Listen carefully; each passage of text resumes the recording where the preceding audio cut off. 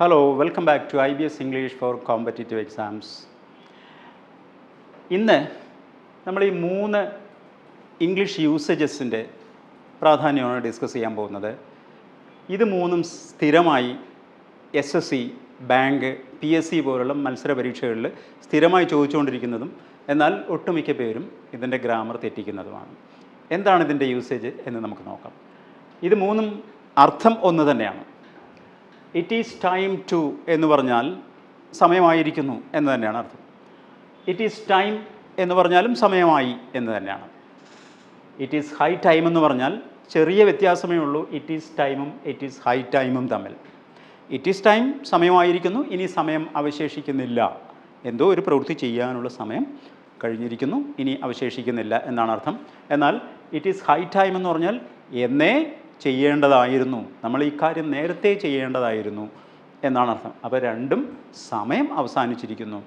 എന്നാൽ it is time to ആണ് പറയുന്നതെങ്കിൽ നോക്കൂ, it is time to revamp our energy. നമ്മുടെ എനർജിയെ നമ്മൾ റീവാമ്പ് ചെയ്യേണ്ട സമയം ആയിരിക്കുന്നു എന്ന് പറഞ്ഞാൽ ഇത് പറയുന്നയാളിനും കേൾക്കുന്നവർക്കും എല്ലാവർക്കുമുള്ള സമയമാണ് അത് ഉദ്ദേശിക്കുന്നത്. ഏതെങ്കിലും ഒരു സ്പെസിഫിക് ആയിട്ടുള്ള സബ്ജക്റ്റ് അല്ല. It is time to retire ചെയ്യാൻ സമയമായിരിക്കുന്നു. It is time to rest, വിശ്രമിക്കാൻ സമയമായിരിക്കുന്നു. Okay, it is time to improve our English, നമ്മുടെ ഇംഗ്ലീഷ് ഇംപ്രൂവ് ചെയ്യാൻ സമയമായിരിക്കുന്നു എന്ന് പറഞ്ഞാൽ പറയുന്ന ആൾ മാത്രമല്ല എല്ലാവർക്കുമുള്ള സമയമാണ് ഇറ്റ് ഈസ് ടൈം ടു കൊണ്ട് ഉദ്ദേശിക്കുന്നത്. അതൊരു ജനറൽ ആയിട്ടുള്ള പ്രയോഗമാണ്, എല്ലാവർക്കും ബാധകമാണ്. So it is time to start a new business, ഒരു പുതിയ ബിസിനസ് തുടങ്ങാനുള്ള സമയം ഇതാണ് എന്നാണ് അതിൻ്റെ അർത്ഥം. അപ്പോൾ ഈ ടൂവിന് ശേഷം ഇൻഫിനിറ്റീവ് ഫോമിലുള്ള വെർബാണ് ഉപയോഗിക്കുക. ഇൻഫിനിറ്റീവ് ഫോമിലുള്ള വെർബാണ് ഉപയോഗിക്കുക. Infinitive form.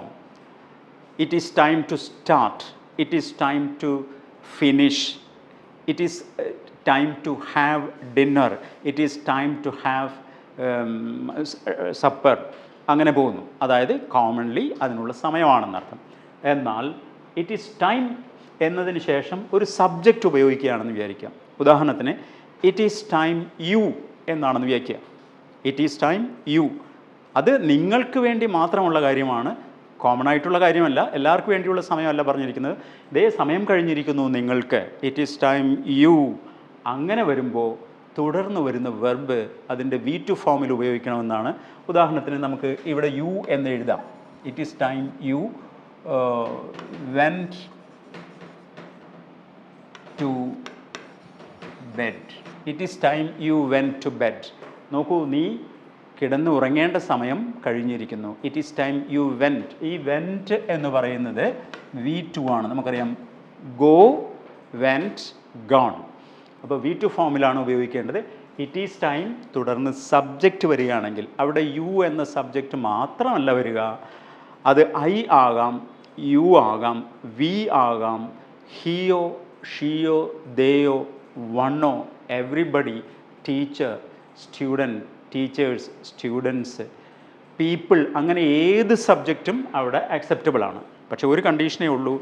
ഇങ്ങനെ വരുമ്പോൾ ഇവിടെ വെർബ് അതിൻ്റെ V2 ഫോമിൽ ഉപയോഗിക്കണം. ഇവിടെ നമ്മൾ ഒന്നുകൂടി സൂക്ഷ്മമായിട്ട് നോക്കിയാൽ മനസ്സിലാവും. ആദ്യത്തെ ക്ലാസ്സിൽ ഇറ്റ് ഈസ് ടൈം എന്ന് പറയുന്ന ക്ലാസ്സിലെ വെർബ് ഈസ് ആണ്. അതാകട്ടെ V1ലാണ് ഉപയോഗിച്ചിരിക്കുന്നത്. V1 അഥവാ സിമ്പിൾ പ്രസൻറ്റ് ടെൻസിലാണ് അത് ഉപയോഗിച്ചിരിക്കുന്നത്, ഇറ്റ് ഈസ് ടൈം. എന്നാൽ സീക്വൻഷ്യലി വെർബ് സീക്വൻഷ്യൽ ആകുന്നില്ല. ഇവിടെ വരുമ്പോൾ V2 ആണ് ഉപയോഗിച്ചിരിക്കുന്നത്. V1ഉം V2ഉം സാധാരണഗതിയിൽ സീക്വൻഷ്യൽ ആകില്ല. ഇവിടെ ഒരു ലോജിക്കൽ എക്സ്പ്ലനേഷൻ സാധ്യമല്ലാത്ത രീതിയിലാണ് ആ ഗ്രാമർ അറേഞ്ച് ചെയ്തിരിക്കുന്നത്.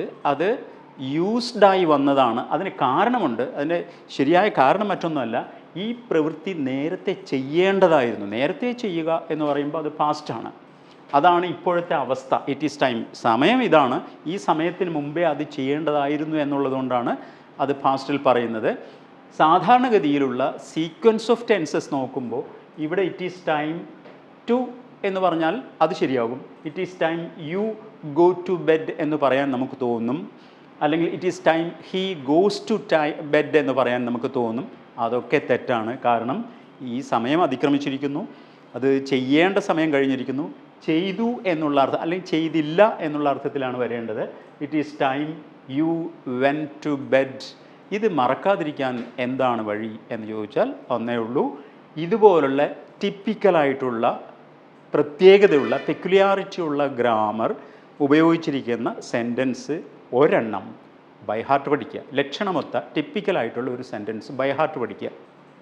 ഒരു സെൻറ്റൻസ് ബൈ ഹാർട്ട് പഠിക്കുക എന്നതുകൊണ്ട് നമ്മൾ ഉദ്ദേശിക്കുന്നത് ലോജിക്കലായി നമുക്ക് എക്സ്പ്ലെയിൻ ചെയ്യാൻ കഴിയാത്ത കാര്യമായതുകൊണ്ടാണ് ബൈ ഹാർട്ട് പഠിക്കുന്നത്.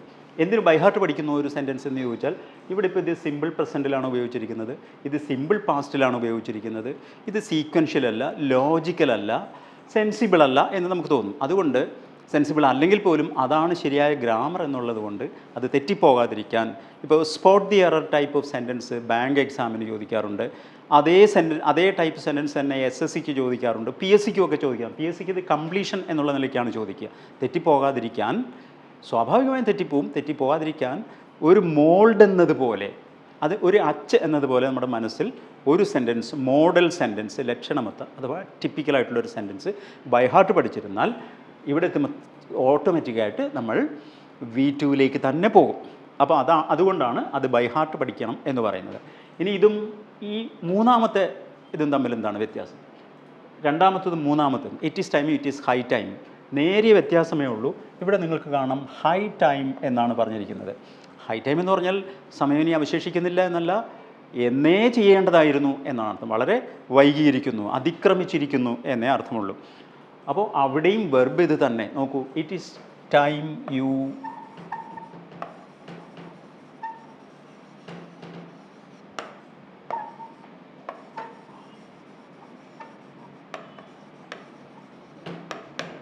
സെൻറ്റൻസ് നോക്കുക. It is high time you consulted a physician.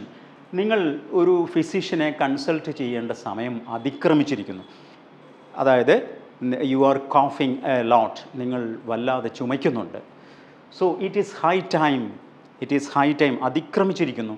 U consulted, നോക്കുക, കൺസൾട്ടഡ് എന്ന V2 ഫോമാണ് ഉപയോഗിച്ചിരിക്കുന്നത്. അപ്പോൾ ഇതിൽ ഏതെങ്കിലും ഒരു സെൻറ്റൻസ് ബൈ ഹാർട്ട് പഠിച്ചിരുന്നാലും മതി. ഒരെണ്ണത്തിൽ ഹൈ അധികമുണ്ടെന്നേ ഉള്ളൂ, അർത്ഥവ്യത്യാസം അറിഞ്ഞിരിക്കുക. ഇറ്റ് ഈസ് ഹൈ ടൈം എന്ന് പറഞ്ഞാൽ അതിക്രമിച്ചിരിക്കുന്നു, വളരെയേറെ സമയം കഴിഞ്ഞിരിക്കുന്നു. ഇറ്റ് ഈസ് ടൈം എന്ന് പറഞ്ഞാൽ സമയം തീർന്നിരിക്കുന്നു. ഉദാഹരണത്തിന്, നിങ്ങൾ പരീക്ഷ എഴുതിക്കൊണ്ടിരിക്കുന്നു, അവസാനത്തെ നിമിഷവുമായിരിക്കുന്നു. അപ്പോൾ ഇൻവിജിലേറ്റർ നിങ്ങളോട് പറയാൻ സാധ്യതയുള്ള സാധനം എന്താണ്? ഇറ്റ് ഈസ് ടൈം വെച്ചൊരു സെൻറ്റൻസ് സങ്കല്പിച്ച് നോക്കുക. It is time you stopped writing. It is time you stopped writing. നിങ്ങൾ എഴുത്ത് അവസാനിപ്പിക്കേണ്ട സമയം കഴിഞ്ഞിരിക്കുന്നു. ഓക്കെ, ഇനി ഗ്രേസ് ടൈം തന്ന് ഒരു 5-10 മിനിറ്റ് അധികം എടുത്തു എന്ന് എന്നിട്ടും നിങ്ങൾ എഴുതി തീർന്നില്ലെങ്കിൽ ഇങ്ങനെ പറയാൻ സാധ്യതയുണ്ട് ഇൻവിജിലേറ്റർ. എന്താണ്? It is high time you stopped writing. നിങ്ങൾ എഴുതി കഴിയേണ്ട സമയം അതിക്രമിച്ചിരിക്കുന്നു, ഇനി അവസാനിപ്പിക്കുക. ഇതാണ് it is time to, it is time, it is high time. ഇവിടെ ആദ്യത്തേതിൽ ഒന്നുകൂടി ശ്രദ്ധിക്കുക. ഇറ്റ് ഈസ് ടൈം ടു എന്ന് പറഞ്ഞ് ഇവിടെ സബ്ജക്റ്റ് ഒന്നും നമ്മൾ പറയുന്നില്ല, അതൊരു ജനറൽ ആയിട്ടുള്ള ഓർമ്മപ്പെടുത്തലാണ്. ഇത് അതിനുള്ള സമയമാണ്. It is time to celebrate, ആഘോഷിക്കാനുള്ള സമയമാണ് എന്ന് പറഞ്ഞാൽ എനിക്കല്ല, നിങ്ങൾക്കല്ല, എനിക്കും നിങ്ങൾക്കും എല്ലാവർക്കും സെലിബ്രേറ്റ് ചെയ്യാനുള്ളതാണ്. എന്നാൽ ഇവിടെ ഒരു സബ്ജക്റ്റ് വരുമ്പോൾ ആ സബ്ജക്റ്റിന് വേണ്ടി മാത്രമുള്ള കാര്യമാണ്. അതാണ് it is time you went to bed. നീ വല്ലാതെ യു ആർ യോണിങ്, നീ കോട്ടുവായിടുന്നുണ്ട്. It is time you went to bed, നീ പോയി ഉറങ്ങേണ്ട സമയം ആയിരിക്കുന്നു. ഇനി ഉറങ്ങേണ്ട സമയം അതിക്രമിച്ചിരിക്കുന്നുവെങ്കിൽ it is high time you went to bed. Okay, ഇങ്ങനെയുള്ളത് ബൈ ഹാർട്ട് പഠിക്കുക ഈ പ്രശ്നം പരിഹരിക്കാനായിട്ട്. Okay, in application you will see the questions again. So keep watching IBS English for competitive exams.